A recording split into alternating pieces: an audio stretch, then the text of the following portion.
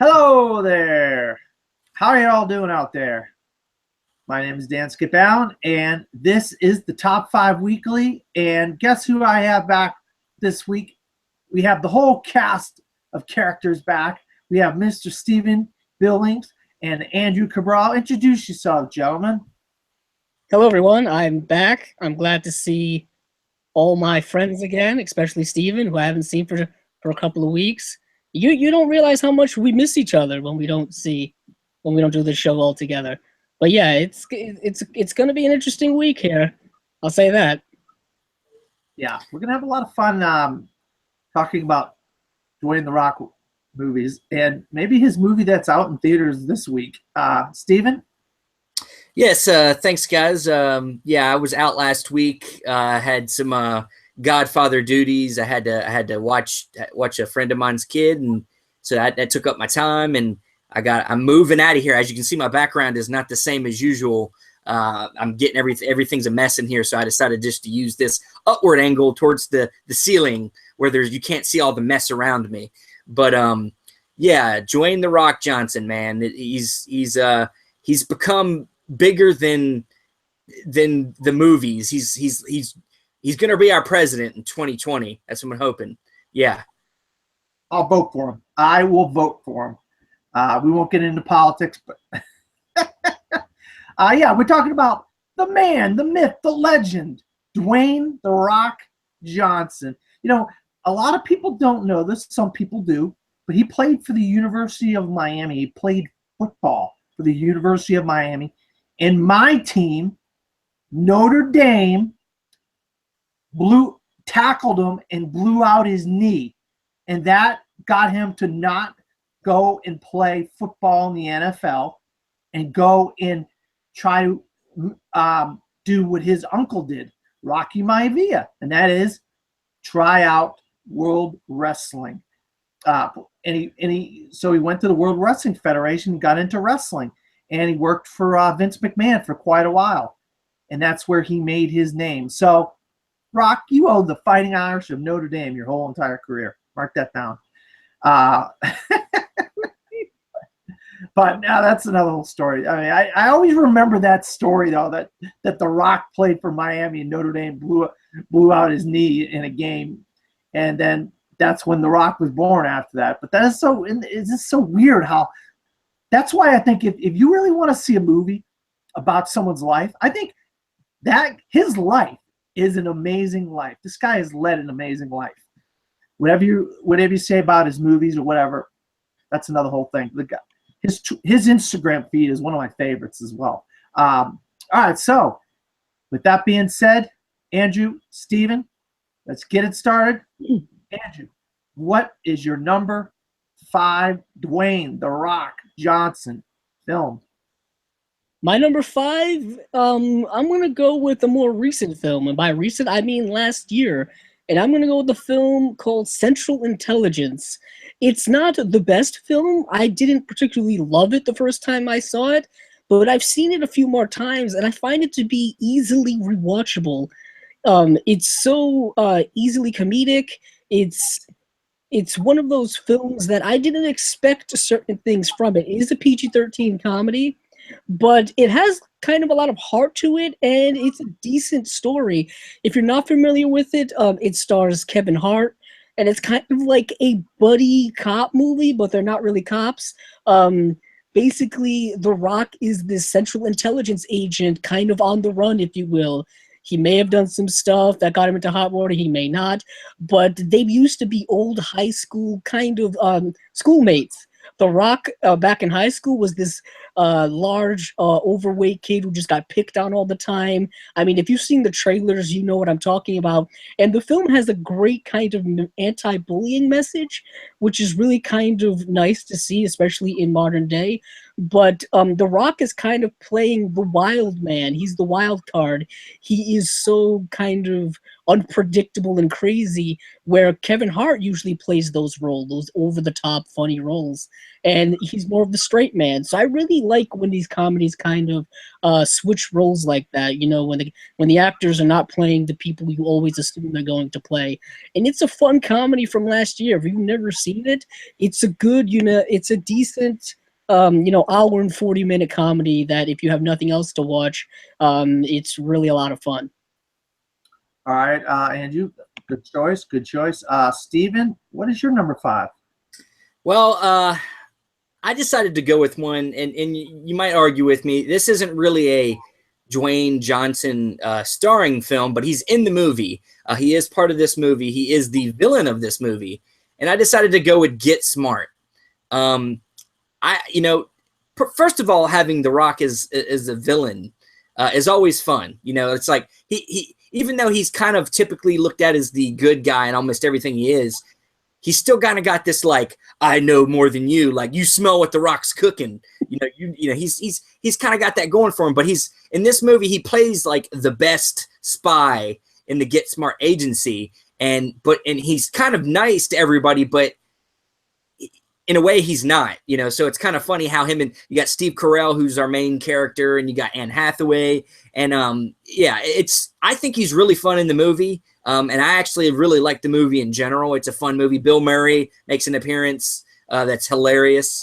And it's just, I think The Rock, this is early in Rock's movie career, and he was just starting to get some roles and everything. And I thought this was a really fun role for him that I did not see him playing, but he was good. I liked him.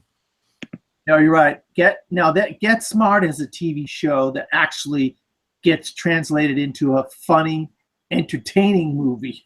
Unlike a couple other movies we're going to talk about before this show is over. We won't get into that just yet. But a theme that's going on the Top 5 Weekly from week to week. It sometimes skips weeks, but it always goes to back to the same. Andrew steals my pick. Dang it, Andrew, you did it to me again. I have Central Intelligence.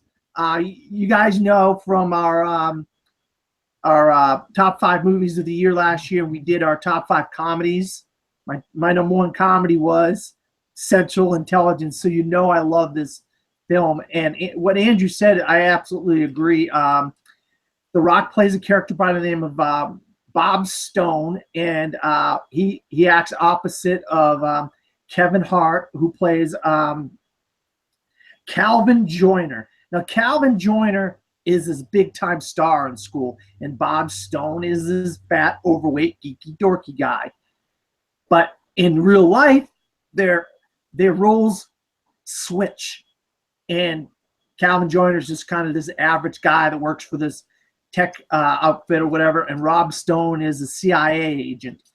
And it is a funny movie. It doesn't use the tropes that we've been getting used to lately with a lot of these comedy movies, the groin humor, the toilet humor, the cursing.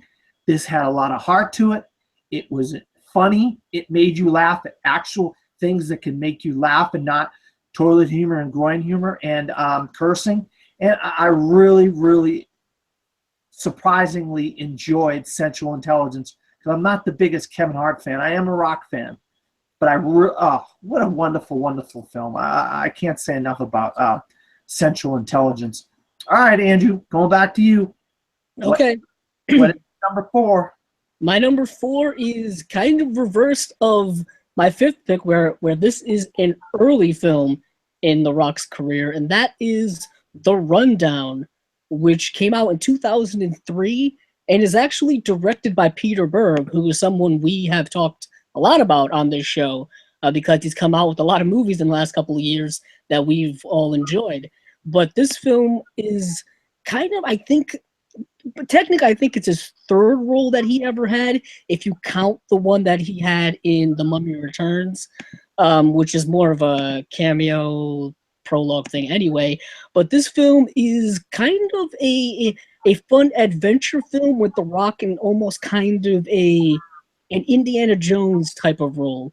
Basically, he has to go to South America because he is hired to rescue or find this mobster son, who I believe is played by Sean William Scott, who at the time back in 2003 was pretty well known. I mean, he's kind of gone away a little bit now, but really the American Pie films were still in everybody's mind at the time. The film also has Rosario Dawson, and it also stars Christopher Walken as the bad guy. So you can imagine how fun this movie is with all of these people in it. And it's a fun kind of time. It's not a great movie, but I think it's one that I find myself easily able to revisit and have a fun time with. All right, good choice. Steven, what's your number 4? My number 4 is one. I think it was an interesting one, and one of the reasons this one always sticks out to me is because there was like a middle area in Dwayne Johnson's career where he suddenly started doing all these Disney films, you know, and I was like, man, Dwayne, what are you doing, man? You keep doing all these like kiddie movies. Like, get back to the harder stuff, the action stuff. And this was the first one he came back with that really stuck out to me, and it was a rated R movie too, and it's called Faster. And he plays this ex-con who's just gotten out of jail and is now seeking revenge on all the people he believes were in jail in the first place. And then you got like Billy Bob Thornton, who's this like veteran cop who, like in a lot of movies like this, he's got a couple more weeks to retirement. You know, he just wants to kind of get done, but he starts going after Dwayne Johnson's character, and it's kind of a cool movie. It's not, I wouldn't say it's a great, fantastic movie, but you know, seeing The Rock be this kind of silent type killer was really cool to see, and to see Billy Bob Thornton try to track him down. I mean, it's just kind of a cool movie. He's got a really cool car in the movie, a Chevelle. Yeah, I mean, it's just, I thought it's kind of one of them roles that you kind of see. If The Rock was ever the Terminator in anything, this is kind of closest you get to it. But yeah, Faster. Yeah, he did have a period there when he did those. Then he got this. He started getting the leading man period there in Faster and Walking Tall and Snitch and some of these movies. So he started developing into people's minds as more of a leading man at that point. And Faster was a surprisingly good movie. Stephen, you're absolutely right. All right. There's a theme going on here, and once again, Andrew stole my film again. I had The Rundown at number 4, and Andrew said exactly everything I was going to say. What a fun movie, though. I mean, and there's also a theme with The Rock too. Is if you look at some of his films, he's working with like a buddy, like kind of a dorky, geeky, nerdy, like co-star, and it started with movies like The Rundown with Sean William Scott. And then obviously Central Intelligence, he had Kevin Hart. And he has this kind of thing going on in his career where he's becoming like the big tough guy, and there's like a nerdy dorky or a woman, you know, that could be replaced by a woman as well. But The Rundown, what a fun movie. And Rosario Dawson, Christopher Walken are in there. He's the villain, you know. They got some kind of like human trafficking thing going on with in South America or whatever. Christopher Walken, surprisingly, you didn't expect him to be the villain in this film, you know. But Rosario Dawson, obviously, she's going to have a great career being these little small characters in films and TV shows for many, many years after The Rundown. But I think this is one of the few movies with Sean William Scott where you don't, after this, you don't see him a lot. You do see him in the hockey. They got the sequel out of the hockey movie that he was in. The what's it called? What's the hockey movie that he's in? Sean William Scott. Goon. Yeah, there's Goon 1 and 2, and he's really good in that. But other than that, you don't see him a lot. But The Rock obviously gets really popular after The Rundown, starts doing all kinds of stuff in all kinds of genres after The Rundown. But this is the first really movie that could really show his chops. The Scorpion King wasn't one of those movies that, yeah, well, it's not the best. But you could see he was on his way with The Scorpion King. But, yeah, The Rundown came out in 2003. really fun movie. I really enjoyed it a lot. All right, let's get into our Baywatch. Anybody on the panel has seen Baywatch? Andrew?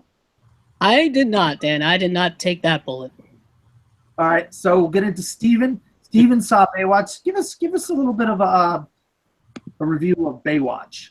All right, so if you want more, my initial reactions, you can go to Film Club Central and see them. Me and Julian Morgan checked it out, but yeah, I mean, for me, going into this film, I knew that this movie was going to be dumb.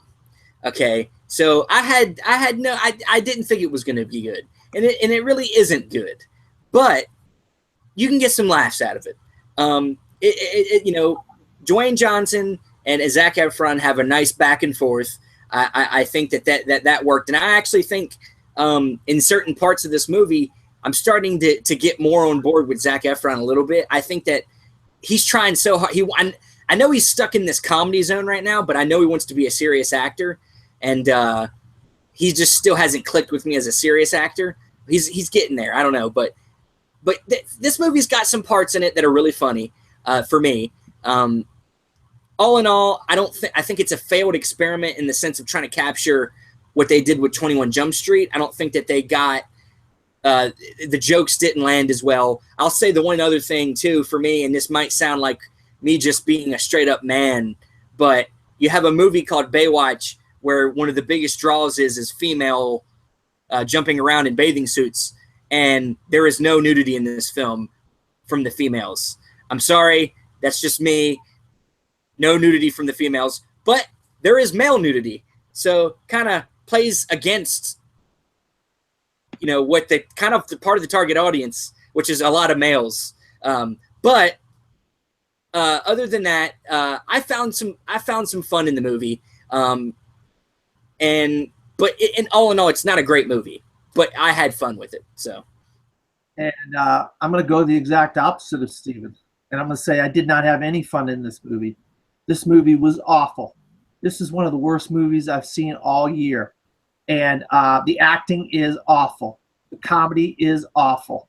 They got the biggest Indian star in the whole world, Priyanka Chopra. Her dialogue is some of the worst dialogue I ever heard in my entire life. She is god-awful in this film. Toilet humor, groin humor, cursing, ridiculous, over and over and over. Chips in this film, they were trying to capitalize on the popularity of 21 Jump Street, and they failed miserably. This is an horrible, horrible movie. Do not go see Baywatch. All right, Andrew, let's get back to the top 5 weekly. All right. What is your number 3? Well, I think we all know I guess you could say, the lead runner for Dan's worst film of the year. But my number 3 film is a bit of an odd pick. I don't think it's going to be a pick on many people's lists, perhaps no one here. And I'm going to go with the film I've mentioned before, and that is Southland Tales. This is a crazy movie. This movie may not make a lot of sense to a lot of people. It really doesn't make a lot of sense to me for most of it. But it is an interesting movie. It's an ambitious movie. It's metaphorical, allegorical. It's very interesting. And this was one of those films that The Rock did kind of in the middle of his career, if you will. This came out in 2006. This is written and directed by Richard Kelly, who is probably most famous for doing the film Donnie Darko. He really hasn't done much outside of Donnie Darko other than this film, and I believe the film called The Box, which came out, I believe, in 2009. But this film is kind of dystopian. It's kind of a social commentary on our modern society. It's a social commentary on the modern world and politics. It's a lot of different things, and it takes a few watches to really kind of understand what this film is going for, because it is very involved. There's a wide-ranging cast. There are multiple storylines going on, but The Rock is in it, and he's kind of the main focal point for this movie to a certain extent.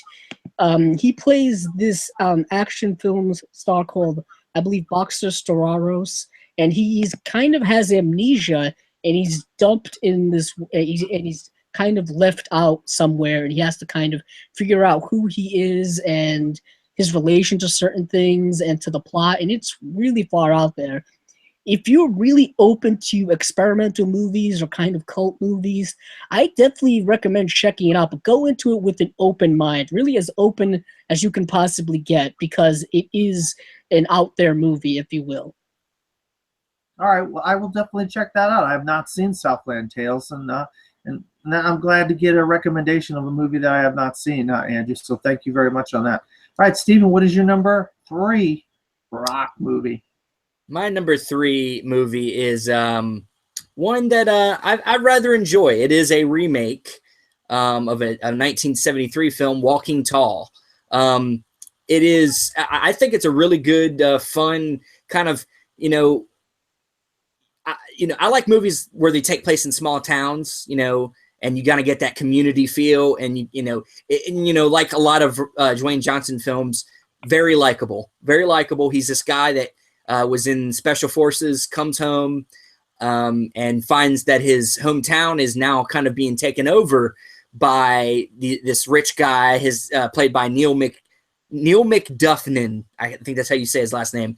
But you see him in a lot of films. He's blonde hair, blue eyes.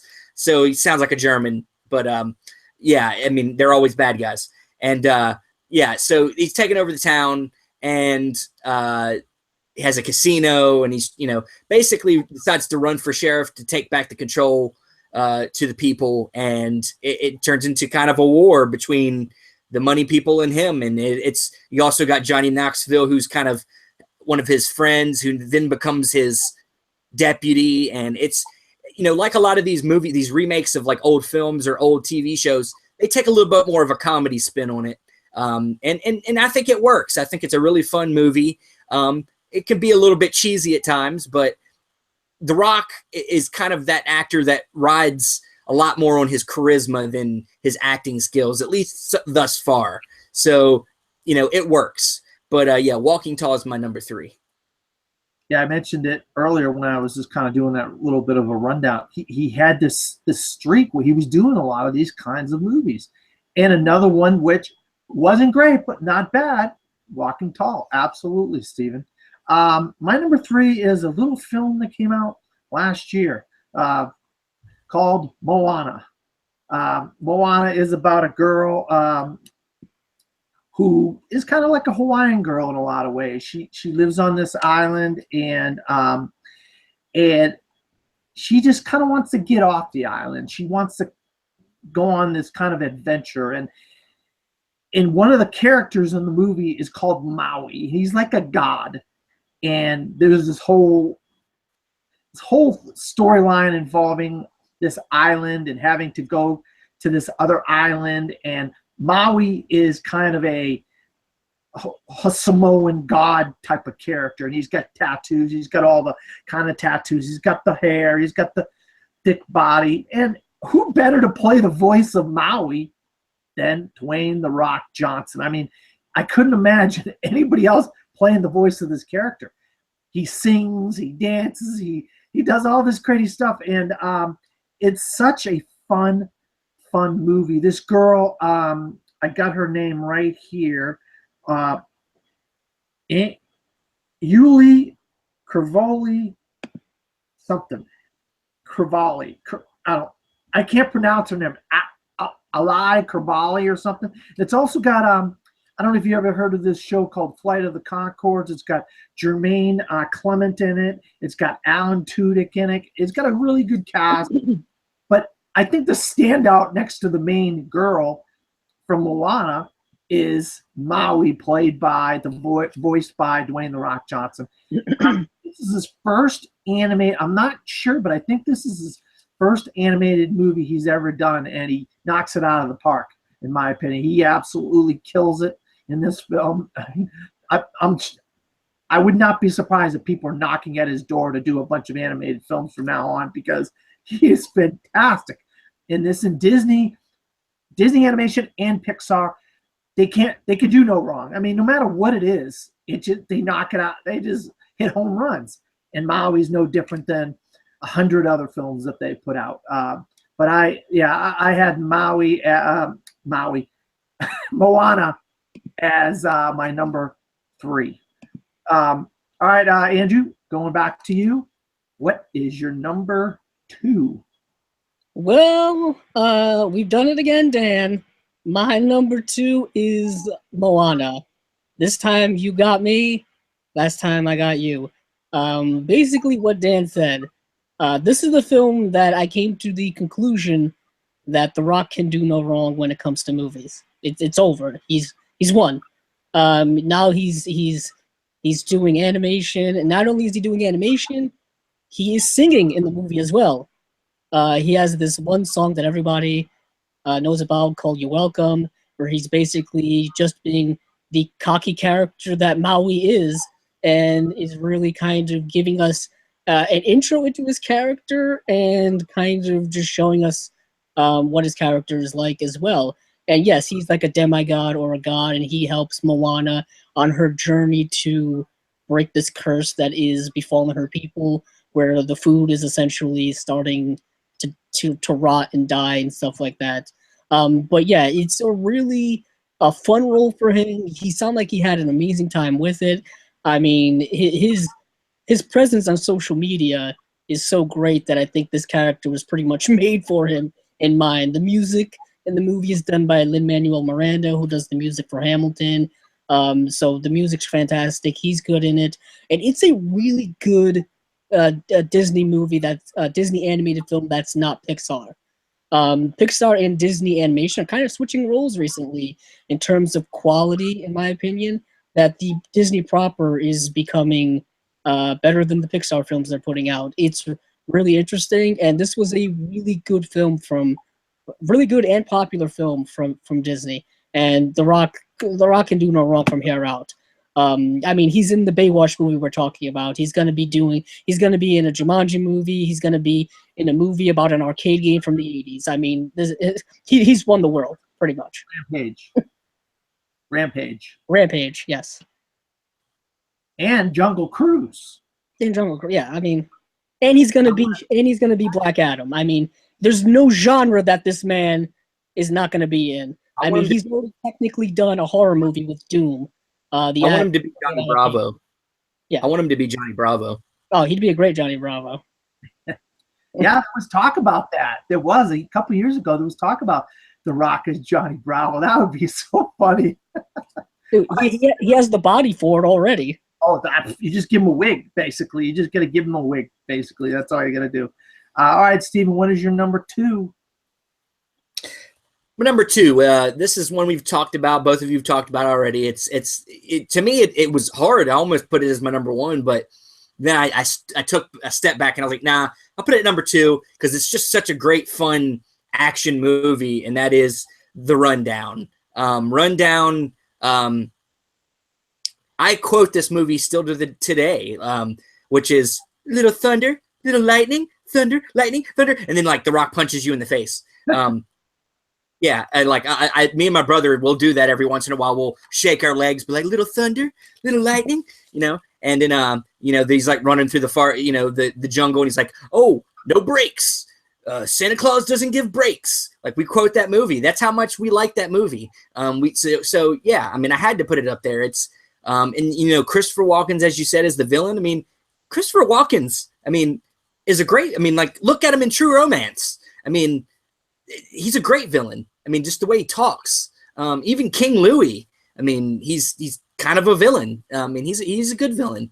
But then if you don't remember this, also Arnold Schwarzenegger makes an appearance like really quick, and he's like, "I'll be back," and he like just leaves. He leaves this like bar, and that's it. You're like, "What?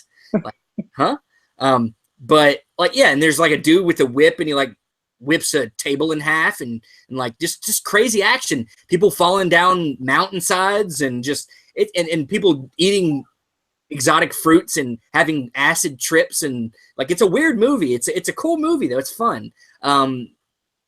Yeah, I mean, it's just, to me, it's still one of Dwayne Johnson's top movies, even though I think people have kind of forgotten about it. But it's a really fun action movie, and it's back in the time where in his movies he would still do his wrestling moves. Like you'd see him like do an action scene and he would do like one of his wrestling moves. You're like, yes, we remember, you're The Rock. We get it.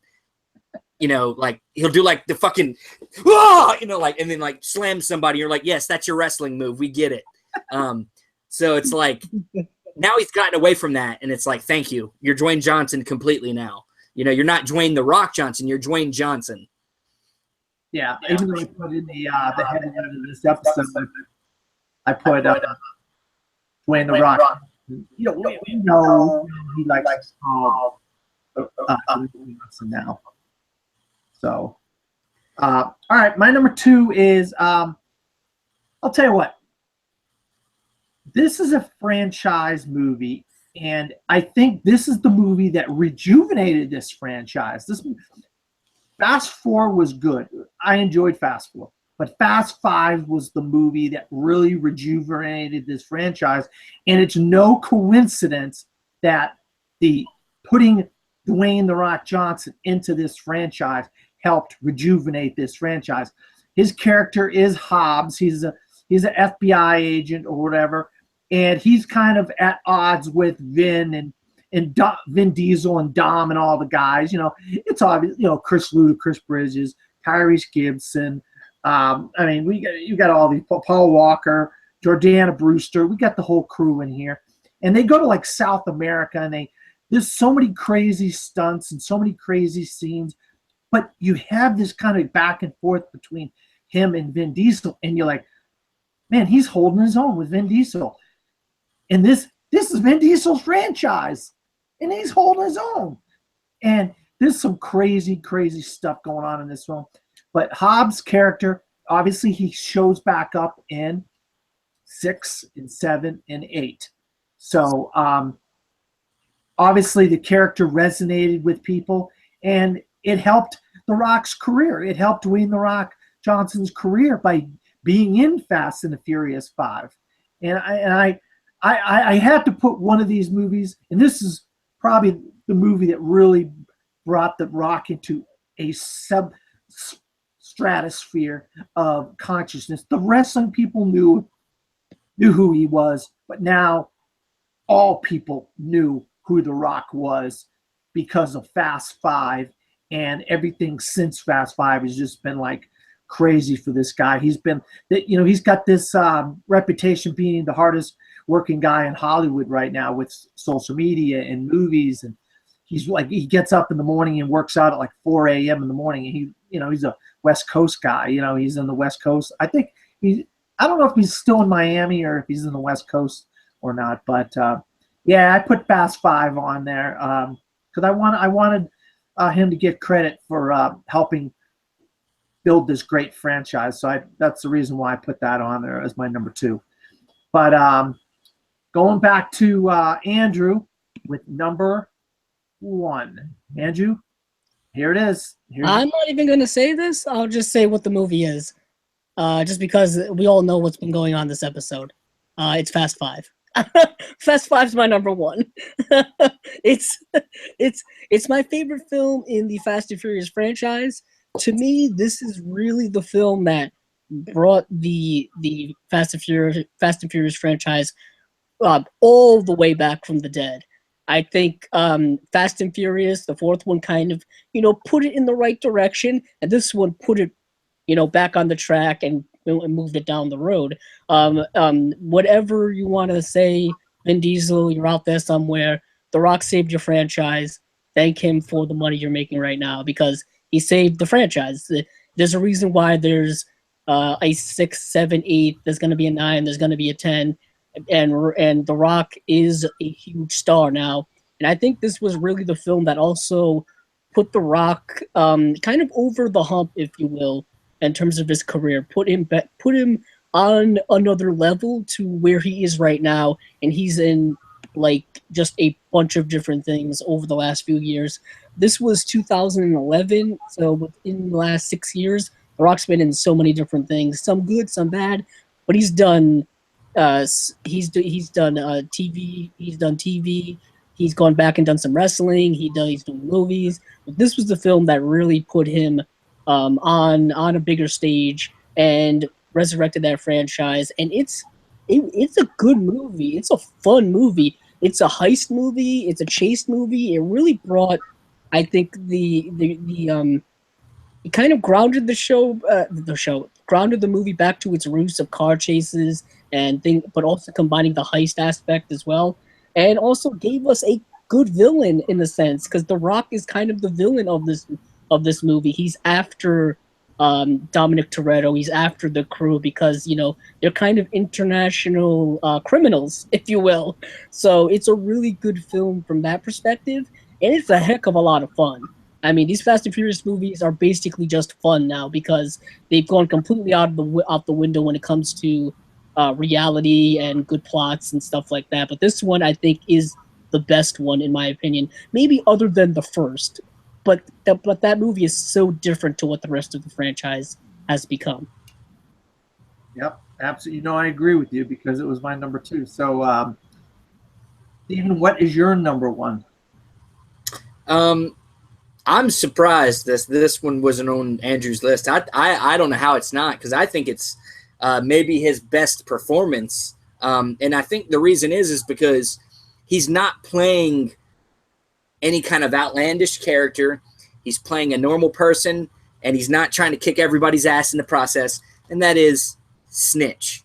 I find this to be a very compelling film, and like I said, I think it's his best performance because he's playing a father whose son has been caught up in this kind of drug activity and is going to go to prison if somebody does not figure out who the real wrongdoer is. So he has to go undercover as this drug deliverer for the DEA to get these guys. And it's in this movie, Dwayne Johnson gets his butt whooped. There's scenes in the movie where Dwayne Johnson gets his ass handed to him. It's not him being the action hero and being the hero. He is a hero in a way, obviously in a way being a great father, but he's playing a more relatable person. And I find that was the very compelling thing for me. And I just think that he showed a lot more chops in this movie. And I just thought it was a very compelling drama thriller. You got Barry Peppers is in it. He plays an agent.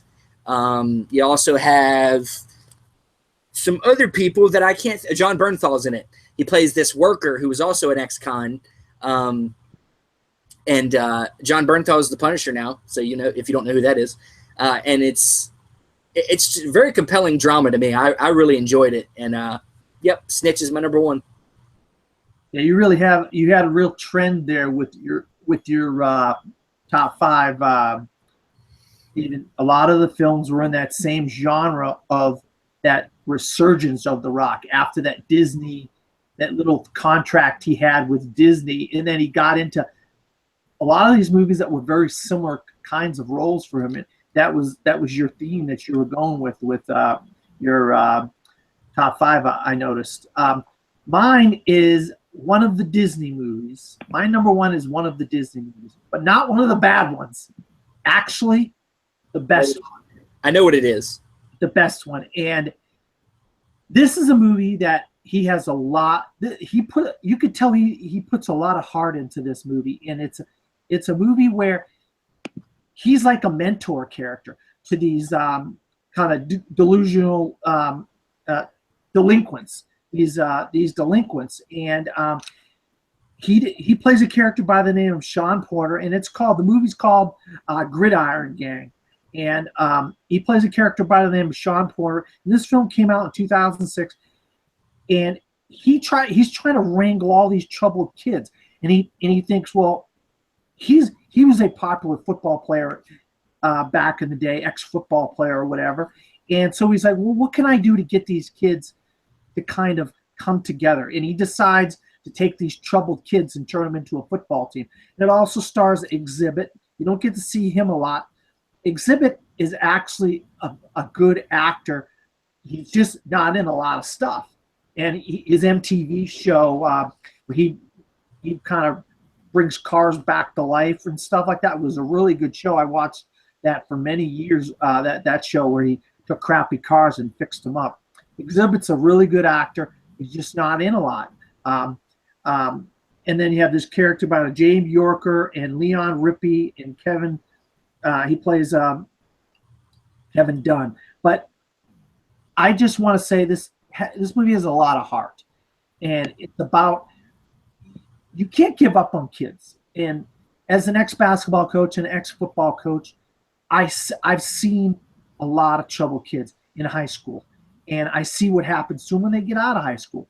And this movie really shows you that if you give kids a reason to want to live and want to survive and want to go forward and be a productive citizen in society, you can do that, and they can change. Troubled kids can change. And that's what I really, really enjoyed about this film and this character, Sean Porter, played by The Rock. And I think maybe The Rock really could relate to this role, and that's probably the reason why he chose to play this character. And so I had Gridiron Gang is my number one Dwayne The Rock Johnson performance movie, whatever you want to call it. These are a few movies that we've talked about, Andrew, Steven, and I have talked about, but there's a few more movies out there maybe that we couldn't fit on our top 5. So, Andrew, do you have any honorable mentions? Perhaps. Let me take a gander. I'll say this. Another movie that's not good, but it's a lot of fun, San Andreas. Go into that movie with the mindset of a disaster movie, throwback disaster movies from the 1970s. We did a whole show about disaster movies. You should check it out. But San Andreas is kind of a fun modern disaster movie. Is it over CGI? Is some of the CGI not great? Yes, but it's a heck of a lot of fun just to eat popcorn and watch.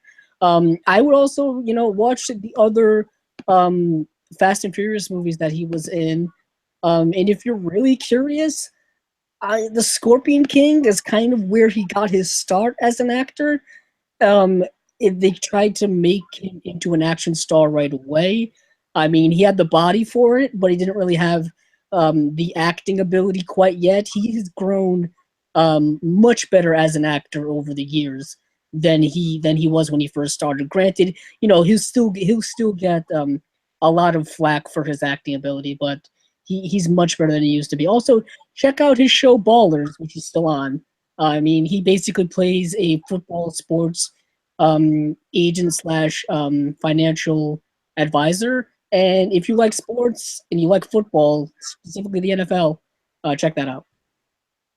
Yeah, I absolutely agree with your choices. San Andreas, set your mind aside. It's a fun movie to watch.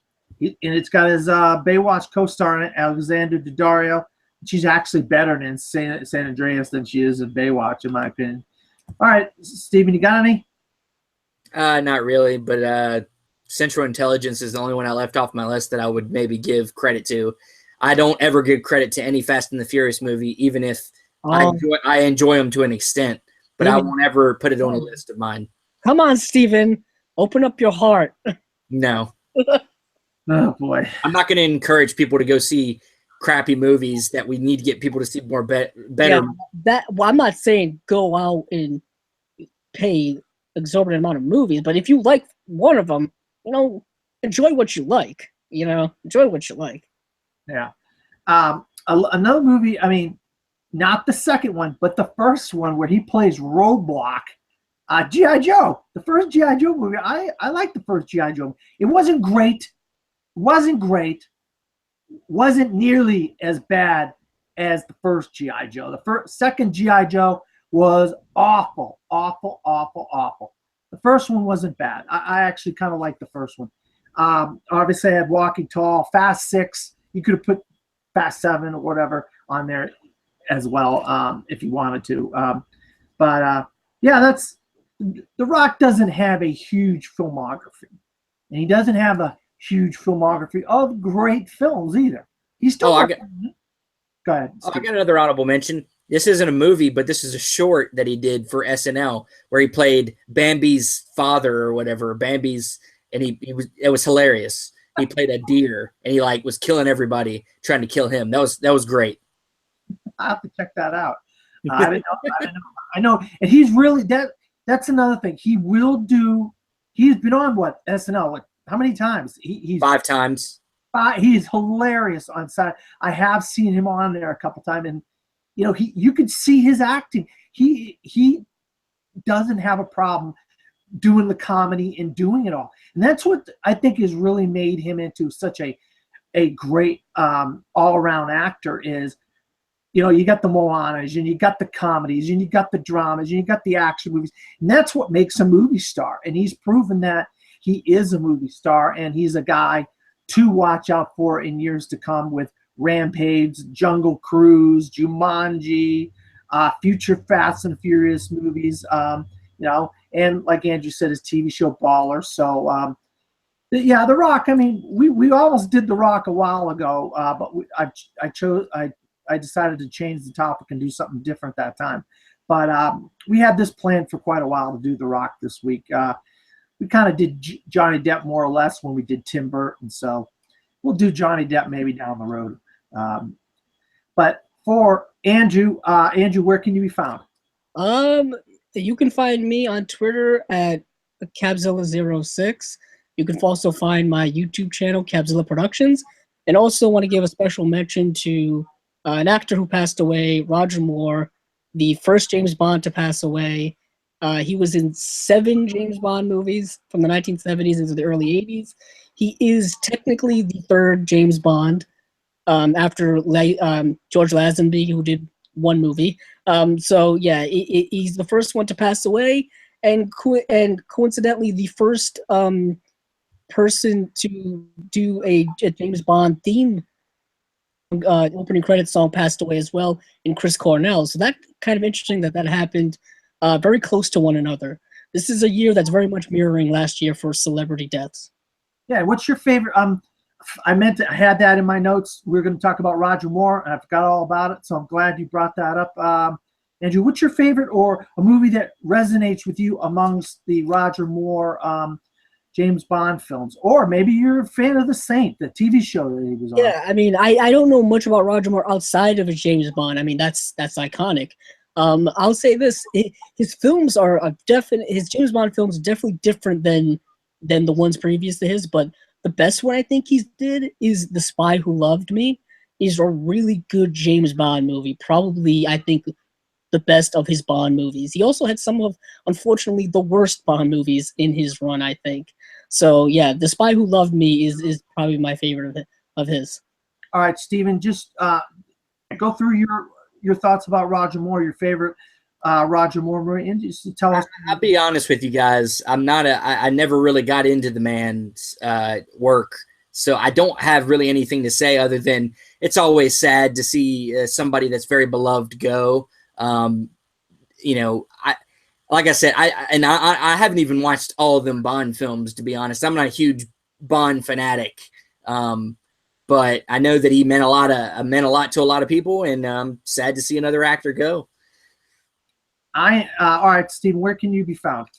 You can find me Film Club Central. We do the Film Club movie show regularly, and this coming week we are talking a movie I didn't think we were going to be talking about, but we're talking about it, and that is Roger Corman's Bucket of Blood. Okay, yeah, be ready. And if you yeah, and starting this episode, we're going to start doing some giveaways. So watch out for that. We're going to do some movie code giveaways. We're going to give away a movie code to Logan this week, and yeah. All right. My very first James Bond film in the theater was Octopussy. And to this very day, I love Octopussy.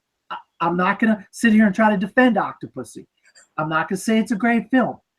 But the reason why I love Octopussy is, first of all, it's got someone that's been into another James Bond film, and that's Maud Adams. She plays the title character of Octopussy. This time she's the villain. In the one she was in prior to this, she was a good guy. She was one of the good Bond girls. This time, she's the title character of Octopussy. It's got a circus. It's got like an evil circus. It's got an Indian guy with a she-cat, and he's out to kill James Bond. It's got twins, which, I'm a twin, and we got, the cast is freaking, you got Maud Adams, you got Christina Wayburn, she plays Magda. You got Kabir Bedi. That's the guy with the chic, and he's like, oh man, is he a badass in this film? This Kabir Bedi guy. Then you got Anthony and David Mayer, the twin one and twin two, and you got Louis Jordan plays Kamal Khan, the main bad guy. Well, he's kind of like a bad guy, like B compared to the bad guy A of Octopussy. There's a lot of bad guys in this film, Octopussy. I mean, James Bond is going up against a lot of people, and Roger Moore. So I was like, wow, what a crazy group of people that James Bond had. And this is the first movie I ever saw in 1983 with James Bond. So I have an affinity for Roger Moore in a way. I know like Moonraker and some of these are not good films, but I am a big James Bond film, and Roger Moore was someone that I liked when I was growing up as a kid. You know, his movies were campy, and you could tell he was having fun with these movies. He wasn't trying to take them seriously. This is a different era of Bond than the Daniel Craig and the Pierce Brosnan Bonds, where they more or less are trying to take the role seriously. But Octopussy is a fun movie for me. And if you haven't seen it, I recommend it because it's you just have to put your brain over here and just enjoy it for what it is, a fun romp with spies and crazy circus and all kinds of stuff. But you can find me at Dan Skip Allen on Facebook, Twitter, Instagram, and Pinterest, or at From the Fourth Row. Also, I do a podcast with my co-host Vincent Laspada called The Best Damn Movie Show, and I do a series with these two gentlemen right here, and Billy Polihan and Mark Tordai, called The 52 Must-See Movies and Why They Matter.